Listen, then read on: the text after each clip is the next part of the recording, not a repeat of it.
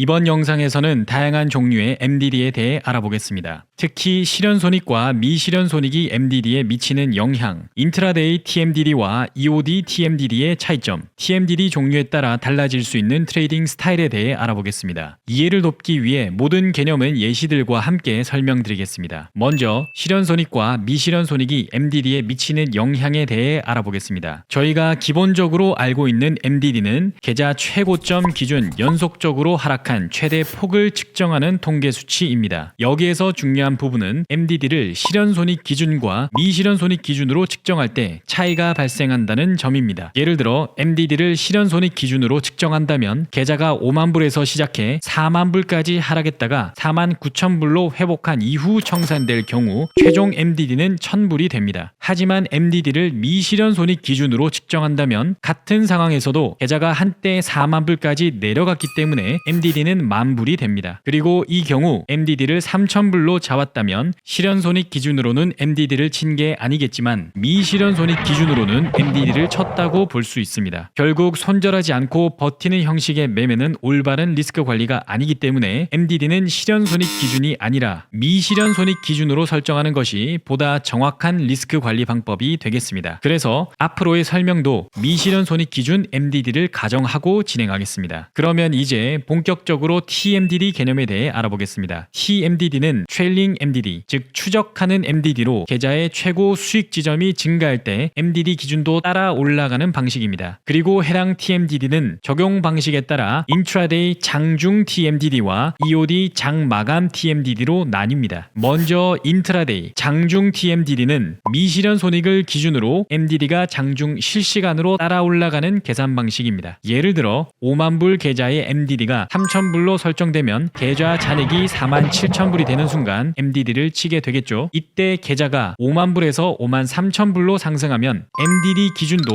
바로 3,000불을 따라 올라가서 이제는 계좌가 5만 불이 되면 MDD를 치는 상황이 됩니다. 또 다른 예시를 살펴보면 계좌가 5만 불에서 5만 2,000불로 상승했다가 5만 1,000불에서 포지션을 정산하게 되면 MDD는 4만 7,000불에서 4만 9,000불로 따라 올라왔겠죠. 그래서 5만 1,000불 기준 2,000불을 잃게 되면 MDD를 치는 상황이 됩니다. 마지막 예시로 계좌가 5만 불에서 5만 5,000불이 되면 MDD는 5만 2,000불로 따라 올라가게 되고 이때 수익 청산을 하지 않은 시점에서 계좌가 5만 2,000불로 내려오게 되면 즉 이렇게 수익이 나고 있는 상태에서도 MDD를 칠 수 있습니다. 만약 해당 계좌가 5만 5,000불을 찍고 MDD가 5만 2,000불로 따라 올라온 시점에서 계좌 잔고가 5만 2,000불과 5만 5,000불 사이를 왔다 갔다 하면 어떻게 될까요? 그러면 MDD는 새롭게 갱신되지 않는 상태에서 매매를 이어나갈 수 있습니다. 즉 5만 4,000불에서는 MDD가 2,000불 남은 상태, 5만 3,000불에서는 MDD가 1,000불 남은 상태, 다시 5만 5,000불로 회복이 되어야 MDD는 3,000불이 남은 상태가 됩니다. 그래서 인트라데이 TMDD는 항상 장중 미실현 손익 기준, 계좌의 최고점이 가장 중요한 기준점이 된다고 보시면 됩니다. 이제 EOD, 장마감 TMDD에 대해 알아보겠습니다. EOD TMDD는 장이 마감된 후 실현된 손익을 기준으로 그 다음날 MDD가 조정되는 시스템입니다. 장중 미실현 손익이 MDD에 영향을 미치지 않는다는 점이 인트라데이 TMDD와 가장 다른 점이라고 보시면 됩니다. 예를 들어 5만 불 계좌의 최초 MDD가 3,000불, MDD를 치는 계좌 잔고는 4만 7,000불에서 그날의 계좌가 얼마까지 올라가든지 간에 장중 미실현 손익 기준 4만 7,000불을 치지 않는 이상 MDD를 치는 시점은 없습니다. 즉 5만 불 계좌가 미실현 손익이든 실현 손익이든 5만 3,000불까지 올라갔다고 해도 MDD는 여전히 4만 7,000불에 머물러 있게 됩니다. 하지만 장이 마감되는 시점에 최종적으로 5만 3,000불로 포지션을 청산하게 되면 그 다음날 장이 시작할 때 새로운 MDD는 5만 불로 설정되게 됩니다. 한 가지 예시를 더 알아보면 5만 불에서 시작, 계좌가 5만 3,000불까지 갔다가 장이 끝나는 시점에 최종적으로 5만 1,000불로 마감했다면 다음날 MDD는 4만 8,000불로 설정되게 됩니다. 항상 장 마감 시점이 제일 중요하다고 보시면 되겠습니다. 여기서 잠깐 올바르게 이해했는지 확인하기 위해 퀴즈 2개를 드리도록 하겠습니다. 첫 번째 퀴즈. 인트라데이 TMDD 기준 5만 불 계좌의 MDD가 3,000불로 설정되어 있다면 장중 계좌가 57,000불로 올라간 상황에서 새롭게 설정된 계좌 청산 시점은 얼마가 될까요? 네, 맞습니다. 54,000불이 됩니다. 두 번째 퀴즈. EOD TMDD 기준 5만 불 계좌의 MDD가 3,000불로